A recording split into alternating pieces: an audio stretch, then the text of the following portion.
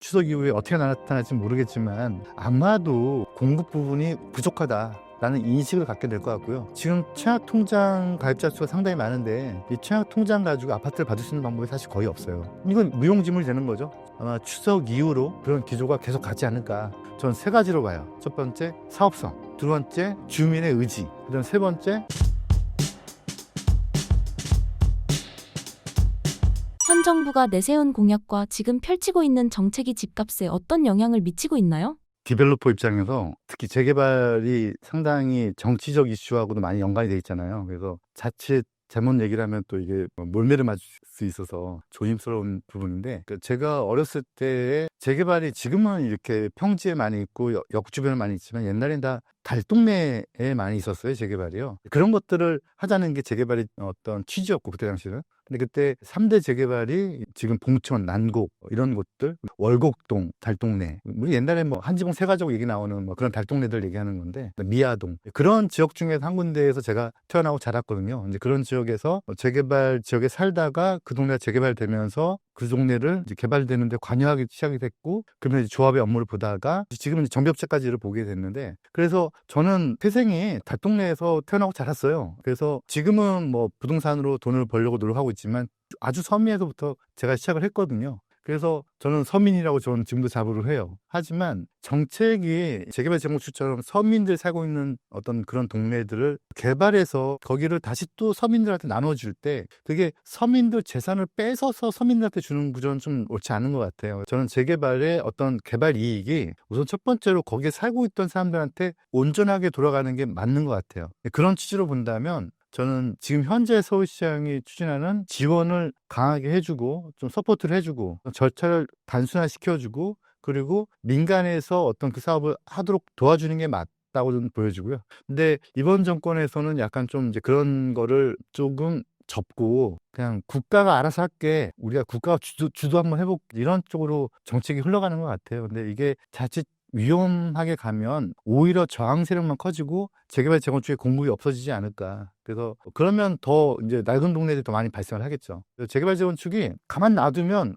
그러면 주택이 사라지지 않으니까. 그런데 문제가 뭐냐면 범죄율도 증가되고 그리고 동네가 더 슬럼화돼요. 그래서 계속 주거의 쾌적성은 더 떨어지는 거죠. 주민들의 그만큼의 또 어떤 불이익이 있는 거니까 주택 공급의 차원, 그다음에 어떤 국민의 주거 환경 개선 또는 뭐 재산 가치 상승 뭐 이런 거 전반적으로 봤을 때 주민들이 충분히 스스로 알아서 할 수 있게끔 정책 좀 도와주는 역할을 해야 된다고 좀 보고요. 그래야 좀 중산층들도 내 재산의 좀 값어치가 높아지는 효과가 있지 않을까. 저는 그렇게 보고 있습니다.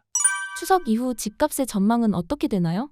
매 추석마다 이제 다들 이제 어떤 기대와 크리스마스나 선물 기다리듯이 추석 이후로 뭔가가 변화가 될 것처럼 느껴지는데, 저는 사실 변화라는 거는 어떤 폭탄 터지듯이 이렇게 빵빵 터지는 게 아니고 천천히 데워지고 천천히 식고 해야 되는 거라고 보는데, 근데 이제 우리나라 분들의 어떤 열정 또는 뜨거움이 이 추석 이후에 어떻게 나타날지 모르겠지만 아마도 제가 생각하기에 부동산 정책의 공급 부분이 부족하다 라는 인식을 갖게 될 것 같고요. 지금 청약통장 가입자 수가 상당히 많은데 이 청약통장 가지고 아파트를 받을 수 있는 방법이 사실 거의 없어요. 그러다 보면은 사람들 생각이 이건 무용지물이 되는 거죠, 통장이. 그러면 내가 내 아파트 가지려면 어쩔 수 없이 이제 재개발 재건축의 좀 원소유자가 돼야 되지 않을까라는 생각들로 좀 제한될 가능성이 높고요. 그래서 아마 최근에 재개발 예정 지역들 빌라들이 거래가 상당히 많이 된 걸로 알고 있는데, 아마 그런 현상들이 아마 추석 이후로 그리고 좀 길게 보면 앞으로 한 4, 5년 정도는 그런 기조가 계속 가지 않을까. 뭐 이건 추석 이후라서 그런 게 아니고 정책들이 나올 때마다 계속해서 많은 사람들이 엄청나게 많은 정보들을 보고 있고 또 그 정보를 또 분석하는 사람들이 또 많이 늘어나고 있다 보니까 이건 답이 아닌데라는 걸 느낄 거고요. 그러다 보면은 좀 더 뜨거워지는 시장으로 가지 않을까라는 게 저의 생각입니다. 투자의 관점에서 볼 때 정비사업의 핵심은 무엇인가요?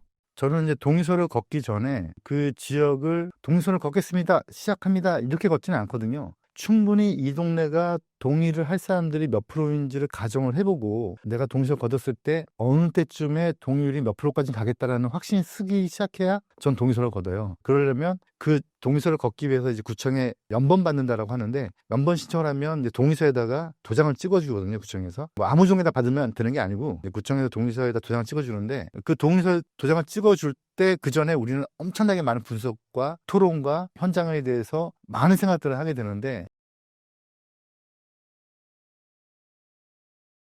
그때 이제 일반 투자자분들도 마찬가지세요. 뭐 빌라를 하나 사는 거에 그칠 수 있지만 그 동네가 동서가 잘 거쳐가지고 재개발이 되어야 되겠죠. 이제 그러려면 제일 중요한 게 뭐냐면 전 세 가지로 봐요. 첫 번째 사업성, 두 번째 주민의 의지, 그다음 세 번째 관의 의지라고 보는데, 법령의 어떤 흐름이나 또는 서울시 기타 지자체의 어떤 흐름은 관의 의지가 상당히 높아요. 재개발 재건축을 좀 도와주려고 해요. 또 하나 주민들의 의지도 좀 많이 높아진 것 같아요. 여기에 이제 사업성까지 좋아지면은 모든 세 박자가 맞아 떨어지는데, 아마 지금 최근에 역세권의 소규모 재개발 같은 경우를 들면 종을 한 단계씩 올려주고, 그다음에 역세권 활성화 같은 경우는 심하게 4단계까지 올려주는, 그러니까 종이라는 게 뭐냐면요, 용적률을 더 주는 거거든요. 1종, 2종, 3종, 뭐 준주거, 상업적 뭐 이런 건데, 그런 것들 자꾸 높여주는 게 추세이다 보니까 사업성도 좋아져서 아마 지금부터 재개발에 좀 관심을 가지시면, 모든 지역이 아니고 그렇게 요건에 해당되는 지역들은 아마 값어치가 많이 이제 업그레이드가 되는 이제 그런 현상들이 벌어질 것 같아요.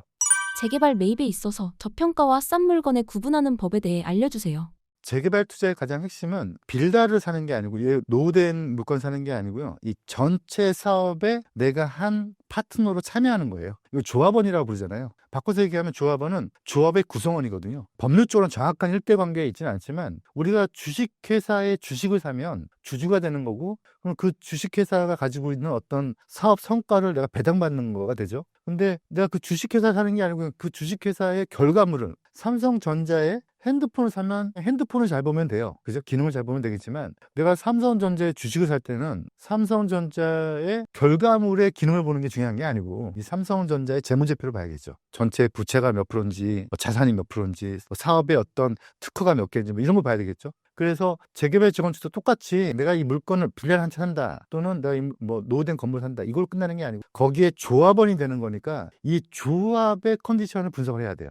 이 조합의 사업성, 이 조합의 어떤 나아가는 방향, 어떤 뭐 추진의 동력, 이런 것도 분석해야 되니까, 저평가되는 물건을 찾는다는 거는 열정적으로 잘 가는 조합, 열정적으로 잘 가기 위한 어떤 사업성의 구조라든가, 또는 어떤 제반 여건들이 잘 갖춰져 있는 환경이 잘 조성되어 있는 조합, 이런 것들을 찾아내는 게 훈련이 되어야 되고요. 반대로 이제 그게 안 되고 그냥 어떤 유튜브가 이런 물건 사래 샀더니 뭐 그 지역은 뭐 추진하는 사람도 없고 화가들만 잠깐 왔다가 물건 다 팔고 나가고, 이런 데는 그냥 개발이 안 되는 지역들이 용산에도 되게 많이 있어요, 지금도. 그런 것만 조심하시면 되고, 충분하게 검토를 한다면 그 지역에 대한 전반적인 사업성, 일반 분양이 몇 개, 조합원이 몇 명, 일반 분양가는 어느 정도쯤 됐을 때 분양이 될 것 같고, 그럼 조합원의 분양가는 그만큼 낮아지고, 이런 계산을 하면 충분히 틈새에 좋은 물건 찾으실 수 있죠.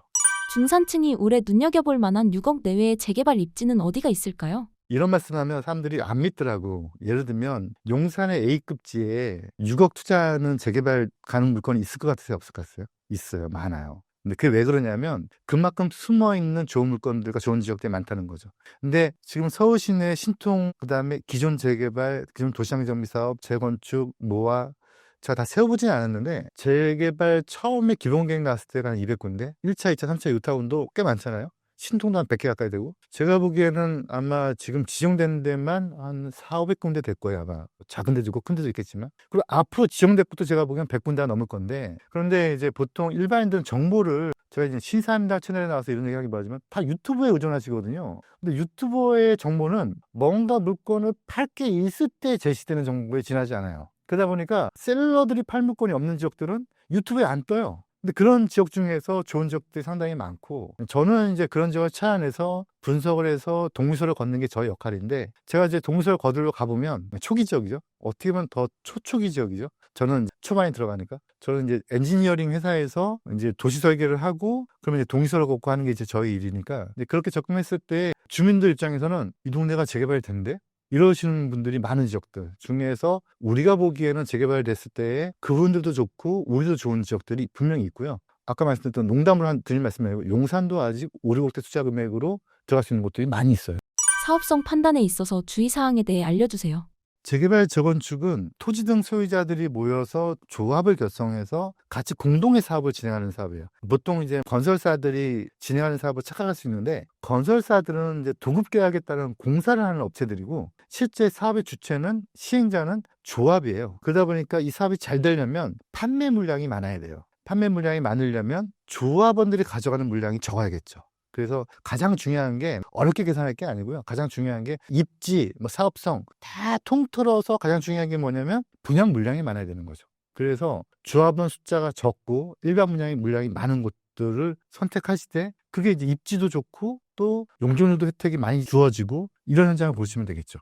재산 상승 사다리를 잃은 중산층이 살아남으려면 어떻게 해야 할까요? 재개발 지역에 투자할 때 보통 이제 우리가 무슨 구역, 한남 3구역, 한남 5구역, 뭐 어떤 재개발 1-1구역 이렇게 네이밍이 되어 있는 곳들은 사실 어느 정도 재개발에 대해서 수요가 몰렸고 그리고 알려졌고 그리고 어느 정도 이제 시세가 반영돼서 프리미엄이 올라간 현장들인 경우가 많아요. 이제 내가 좀 에쿼티가 적다. 내가 투자 금액이 좀 적은데 내가 공부를 열심히 했고 발품을 열심히 팔 자신이 있다. 그래서 좀 내가 좀 도약을 해서 좀 더 부자로 가고 싶다. 이러신 분들이 있다면 그런 분들은 그렇게 네이밍이 된 지역들 말고 초초기 지역을 좀 권장을 해드려요. 그 대신에 이제 공부를 하셔야 돼요. 충분히 그 요건이라든가 대상지에 대한 판단, 사업성에 대한 분석, 엑셀을 펼쳐놓고 조합원이 몇 개 가져갔을 때 일반 분양이 얼마 있을 때 비례율이 몇 프로 나오고 이런 것들을 분석할 수 있는 당연히 성공하려면 공부를 해야겠죠. 그런 능력을 갖춰진다면 그 다음에는 해야 될 게 뭐냐면 초기 지역을 가시는 게 좋고요. 초기 지역을 갔는데 충분히 내가 공부를 해서 초기 지역을 갔어. 재개발 돼야 되는 동네인데 주민들이 아직 몰라. 그리고 가격도 아직 싸. 그래서 좀만 뭔가 이렇게 좀 동서를 걷고 하면은 금방 이제 이슈가 돼서 이제 가격도 오르고 아파트가 지어졌을 때 이제 소문이 날 것 같아. 그런데 나는 분석을 다 했는데 그런데 어떻게 추진해야 되지? 네, 그럴 땐 저한테 오시면 돼요. 네, 그러면 이제 제가 같이 분석을 해서 동의서를 걷는 작업, 그 다음에 설계를 어떻게 해서 구청에 서류 어떻게 제출하고 네, 그런 것들은 저희 이제 엔지니어링이나 정비사 아파트가 하는 전문가의 영역이니까. 근데 일반인들도 그 전 단계에서 충분히 분석할 수가 있고요. 근데 그런 현장들은 저희 같은 전문가랑 같이 매대에 간다면 네이밍이 붙겠죠. 무슨 구역. 이때부터는 일반인들이 알려진 시장이 되고 그때는 충분히 프리미엄도 붙고 아마 이거는 뭐 투기가 아니잖아요. 가치 없는 지역을 가치 있게 만드는 거니까 그런 노력을 좀 하신다면 아마 금방 이제 중산층에서 더 이제 부자의 대열로 높아질 수 있겠죠. 예. 올해 하반기 그리고 내년의 전세 및 매매 전망에 대해 알 수 있을까요? 예측한다는 게 사실 어려운 부분인 것 같아요. 이거는 뭐 일기예보처럼 이렇게 어떤 과학적 데이터가 충분히 있는 것도 아니고 해서 근데 주택 공급의 어떤 그 방향성을 숫자적으로 생각하지는 않거든요. 숫자가 중요한 게 아니고 퀄리티가 중요하다고 보는데 뭐 예를 들면 이런 일이 있었어요. 예전에 제 군대 후배가 저한테 와서 대구에 사는 친구였는데 전세금 2억에 방 3개 역 5분 거리에 구해달래요. 서울에 온 식구 데리고 올라와야 된다고. 그 있을 수가 없다. 그 도대체 있을 수가 없다. 그랬더니 이 친구가 하는 말이 네이버 뭐 인터넷 지어보니까 있다는 거예요. 그래서 올라왔어요. 그래서 제가 재개발 전문가인데 보통 이제 친구들은 부동산 전문가 하면 전월세 알아보는 친구를 알아요. 그래서 다녔는데 진짜 있더라고요. 전철역 주변에 정말 그런 집들이 있는 거예요. 근데 있는 게 문제가 아니고 너무 낡았고 막 동네가 그냥 다 쓰러져 가서 이제 어느 정도 우리나라 사람들이 충분히 거주할 만한 동네가 아닌 거죠. 그런 거는 주택 공급 물량이 안 쳐지는 거잖아요. 그래서 저는 전세가 어떤 통계적으로 봤을 때는 아주 극도로 서울역 주변에 낡은 집들이 많거든요. 그런데 그런 집들도 있지만 전반적인 우리의 어떤 국민들의 어느 정도의 재산 수준이 좀 많이 증가가 됐잖아요. 그런 걸로 봤을 때 거기에 맞는 주거 수준이 턱없이 부족하다고 봐요. 그 다음에 더 높게 보면은 더 많은 돈들을 버시는 분들이 있는데 그분들의 주거 퀄리티에 맞는 그 물량들은 더 턱없이 부족한 거죠. 그러다 보니까 그들만의 리그에서 몇십억, 몇백억까지 가는 일들이 벌어지는 건데 그래서 저는 통계적으로 어떻게 될 거다라는 것은 전 사실 별로 의미가 없고 아주 일부분 시장이 극도로 심하게 움직일 가능성이 있어 보여서 그래서 이거는 그냥 우리 일반인들이 느끼는 느낌보다는 체감하는 느낌보다는 아주 극명하게 이상하게 흘러가는 전세 시장 또는 월세 시장 한 달에 막 몇천만씩 내고 사는 사람들 또는 아주 급반대의 아주 낮은 시장도 존재하겠지만 그래서 전월세 시장이 어떻게 될지는 예측하기는 어렵지만 아마 우리 국민들이 원하는 수준의 어떤 퀄리티가 있는 집들은 낡은 집들 말고요. 퀄리티가 있는 집들은 어쩔 수 없이 수요가 몰릴 수밖에 없고 이거는 계속해서 올라갈 수밖에 없다라는 게 저의 생각이에요. 서울 전체 인구가 빠짐에도 불구하고 서울이 계속 오르는 이유는 무엇인가요? 인구가 주는 거와 그다음에 아파트 가격이 오르는 거가 동일한 숫자의 개념에서 동일하게 대응되는 개념이 아니고 예를 들어서 제가 10억 있는데 어떤 사람이 20억 있다면 근데 대한민국 국민 중에서 둘밖에 없어. 나하고 그 사람밖에 없는데 아파트 제한 하나야. 그러면 이건 이 사람이 사겠죠. 20억 가진 사람이. 근데 제가 열심히 벌어서 20억을 마련을 해도 제가 이거 못 사요. 왜냐면 이 사람은 50억이 됐을 거거든. 그럼 이건 50억에 사겠죠. 제가 뭐 몇 년을 벌어서 월급을 얼마를 만들어서 이걸 산다는 값어치에 내 돈을 만들어내기는 쉽지가 않아요. 왜냐면 이 사람들은 더 벌 테니까. 이 사람이 버는 속도가 더 크겠죠. 그래서 제가 보기에는 물량을 더 만들어주면 되는데 이 물량을 만들어주는 거가 지금 한계점이 왔다는 거죠. 그러다 보니까 인구가 주는 문제가 아니고요. 인구가 주는 것보다 돈 있는 사람들이 돈을 더 크게 버는 속도가 더 큰 거죠. 그러다 보니까 가격들은 계속 더 올라갈 수밖에 없는 거고요. 거기다가 더 큰 문제가 뭐냐면 특히 제가 이제 용산에 몇 군데 지금 제가 동서에 얻고 있는데 용산에 동서에 얻다 보니까 그 주민들은 프라이드가 있더라고요. 어떤 게 있냐면 예를 들면 어떤 지역은 이거 누가 살 거냐 그러면은 김 씨가 사거나 이 씨가 사거나 또는 박 씨가 사거나 그런데 용산 같은 경우는 예를 들면 여기는 김 씨, 이 씨, 박 씨 문제가 아니에요. 저기 외국에서 와요. 그러니까 수요층이 달라지는 거죠. 서울시에 거주하는 거주인건 줄지 모르겠지만 외국에서 몰려오는 투자 수요까지는 못 막는 거예요. 그러니까 이 글로벌화 된 거죠. 그래서 저는 저의 뭐 이거는 혼자만의 생각일 수도 있는데 서울의 집값은 충분히 그걸 원하는 사람들이 많다. 그 좋은 집에 그 한강변에 그 강남에 그 용산에 또는 서울 역세권에 그런 좋은 집들 원하는 사람들이 인구가 주는 거하고는 별개의 문제로 더 많이 늘어나고 있다라는 게 저의 생각이고 그래서 통계적인 건 아니고 저의 그냥 추측인데 그래서 인구가 주는 거하고는 별 문제 없이 가격은 더 오를 거라고 저는 보고 있어요. 공급이 근본적인 해결책이 될까요? 달동네에서 재개발을 몸소 경험을 했고 그 동네 또 추진하다가 재개발을 알게 돼서 지금은 정비업체라고 하는 실제적인 재개발 업무를 보고 있는 중인데 주택 공급이 이제 어떤 공공적인 측면에서 물량을 신도시를 서울 주변에 막 개발을 해서 물량이 없어지면 또 공급해주고 하는 게 점점 멀어지고 있는 거예요. 서울 도심에서. 그러니까 이 멀어지는 거를 해결하기 위해서 교통을 빨리 가게 해주는 뭐 GTX 이런 게 생겨나는 건데 그럼에도 불구하고 또 거기까지도 이제 공급 물량이 꽉 차니까 더 멀어져야 되는데 더 멀어지면은 뭐 순간 이동을 할 수도 없고 그러면은 더 멀어지는 한계는 있는 거죠. 다시 또 집중이 돼야 되는데 그래서 새로운 도시를 서울 외곽에 일본처럼 점점 멀리 동경에서 뭐 타마까지 가고 뭐 이렇게 멀어지는 것처럼 멀어져서 공급하는 이 방법은 이제는 안 되고 이제 다시 이제 구도심을 이제 새롭게 바꿔줘야 되는 시기적으로 타이밍이 온 건데 이 방법을 뭐 정치적으로 어떻게 풀지는 모르겠지만 이 방법을 아주 구체화시켜서 빨리 갈 수 있는 방법을 찾지 않는다면 아마 구도심에 몇몇 안 되는 아주 좋은 집들의 값어치들은 더 크게 올라갈 거고 그러다 보면은 거기에 맞게 또 그 다음 레벨의 집값이 또 올라갈 거고 또 그 다음에 번져갈 가능성이 있는 거죠. 그래서 저는 시급한 문제라고 보고 있고요. 주택 공급의 차원에서 재개발 재건축이 제가 재개발 쪽의 업무를 보고 있기 때문에 그런 게 아니고요. 재개발 재건축이 아주 큰 포지션이 돼가고 있다. 그래서 투자자들도 이제 그런 느낌이 온다면 거기에 맞게 발맞춰서 투자하시는 게 맞다라고 저는 봅니다. 재개발 시장이 안정적으로 되려면 어떻게 해야 하나요?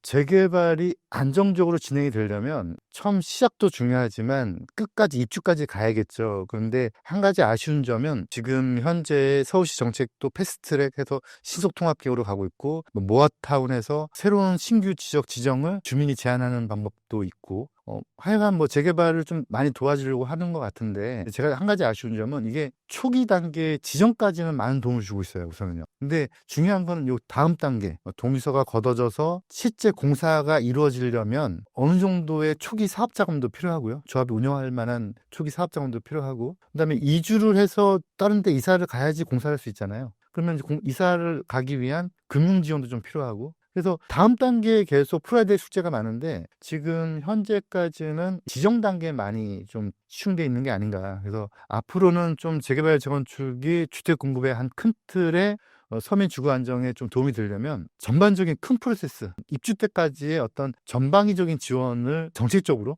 물론 중앙정부까지 해주면 좋겠지만 지방정부 차원에서라도 좀 정책적으로 해줘야 되지 않을까. 저는 그걸 좀 기대하고 있습니다. 현 시점 재개발 매물 구매에 대한 주의사항이 있을까요? 재개발의 법령도 여러 가지고 뭐 도시및 주거환경 정비법, 빈집 및 소매 정비사업 특례법, 서울시 지역균형 발전 지원 조례, 도심복합 특례법 뭐 법령이 너무 많아요. 거기다 또 법령만 볼 게 아니고 어떤 지역은 서울시 조례 같은 경우를 예를 들면 뭐 구조례 적용 지역, 신조례 적용 지역 권리산정 기준이 뭐 등등등 투기 가해지구의 재당첨 금지 규정부터 시작해서 너무 복잡한 게 많기 때문에 그런 것들을 좀 공부를 하셔야 되는데, 근데 이제 제가 이렇게 보면 그런 것들 잘 알려주는 데가 없어요. 공인중개사관도 없고 공인중개사관에서 재개발을 알려주는 데가 거의 없거든요. 그리고 공인중개사 시험 자체도 전체 공법 중에서 재개발 파트가 한 뭐 두세 문제? 그냥 패스하고 지나간다고요. 그리고 이제 중개사님들이 또 그 역할을 해주셔야 되는데, 중개사님들도 그런 공부들을 뭐 잘하시는 분들도 있지만 좀 모르시는 분들도 많아요. 그래서 몰라서 사고가 터지는 경우도 많이 있거든요. 그래서 저는 이제 제 첫 번째, 중개사님들이라면, 특히나 재개발 재건축 지역에 거래하시는 중개사님들이라면 그런 것들에 대해서 좀 체계적인 공부가 필요하고요. 투자자도 본인이 우선 알아야 되고, 근데 이게 뭐 다른 생계가 있고 다른 또 생활이 있으니까 그 정도까지 시간을 못 투자하더라도 내가 어느 정도 뭘 모른다라는 것을 질문할 정도까지는 알아야 되거든요. 그 정도쯤은 재개발 재건축에 투자하기 전에 좀 먼저 체크를 하고 가셔라. 그냥 유튜브 봤더니 어떤 교회 오빠가 나와서 참 멋있네, 뭐 이렇게 투자하지 마시고 좀 그래도 좀 법령도 좀 어떤 법이 적용되는지, 이게 왜 물딱지인지, 이 상대방의 물건을 나한테 매각을 의뢰했을 때 이거는 내가 어떤 걸 주의해야 될지 이렇게 물어보는 정도까지라도 공부를 하고 투자를 하셔라. 이게 저한테 많은 분들이 오시는데 질문 자체도 성립되지 않는 질문들을 많이 하세요. 예를 들면 뭐 사야 돼요? 이거랑 이거랑 어떤 게 좋아요? 근데 이게 진짜 말 그대로 밑도 끝도 없는 대화들이 많거든요. 근데 이제 그렇게 하지 마시고 좀 구체화시켜서 좀 정밀하게 질문할 수 있는, 그래서 답도 올바르게 가져갈 수 있을 정도까지의 어느 정도의 재반 지식은 알고 투자를 하셔야, 그래야 성공할 수 있지. 그렇지 않으면 정말 전혀 엉뚱한 데 가서 엉뚱한 물건들로 나중에 더 큰 피해를 볼 수도 있는 거죠. 구독자님들에게 한 말씀 부탁드립니다. 제가 이제 재개발 쪽에 대해서 2003년도에 그때 당시에 중개사들 대상으로 이 정도는 알고 좀 중개를 하시라라는 차원에서 분양 자격 부분, 아파트 배정 기준, 뭐 청약 통장은 어떤 구조이고, 재개발, 재건축 조합원이 됐을 때 어떤 거를 동의서 쓸 때 어떤 걸 봐야 되고, 뭐 관리 처분은 무엇인지, 비례는 무엇인지, 뭐 이런 것들에 대해서 2003년도부터 수업을 하고 있었고요. 그다음에 제가 2008년도에 그때 잠깐 이명박 씨가 이제 유타운이라는 걸 할 때 제가 유타운 신문이라고 주간 신문을, 그때 이제 종이 신문이었죠.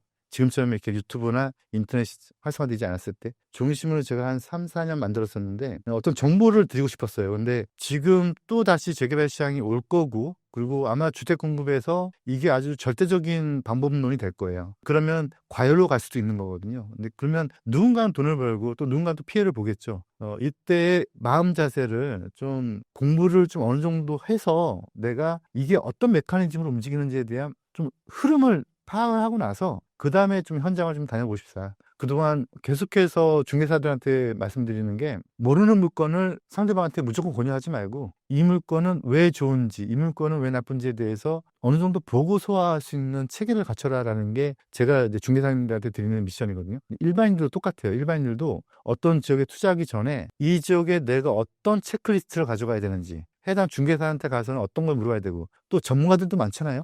그 전문가들한테 가서는 어떤 걸 체크해야 되는지 체크리스트를 반드시 만들어서 그 다음에 투자에 임하셔라. 이게 저의 이곳에 나와서 제가 주장하고 싶은 주장입니다. 저희 재개발 연구회에서 지금 온라인 수업을 하고 있고요. 제가 합정동에 저희 그 스튜디오가 있어요. 거기서는 제가 수업을 하면 직접 오셔서 방청하실 수도 있고, 그다음에 실시간 라이브로 저희 회원들이 그 수업을 듣고 있거든요. 아마 투자하실 때 기동량 하시다 보면은, 그러면은 내가 이런 부분들을 체크하지 않았구나 라는 걸 아시게 될 거예요. 많은 분들 오시면 좀 재개발에 대해서 투자하시는데 적어도 실수하지 않는, 적어도 남들보다 비교 우위로 더 좋은 물건을 판단할 수 있는 어떤 해안을 갖는데 제가 도움을 드리도록 하겠습니다.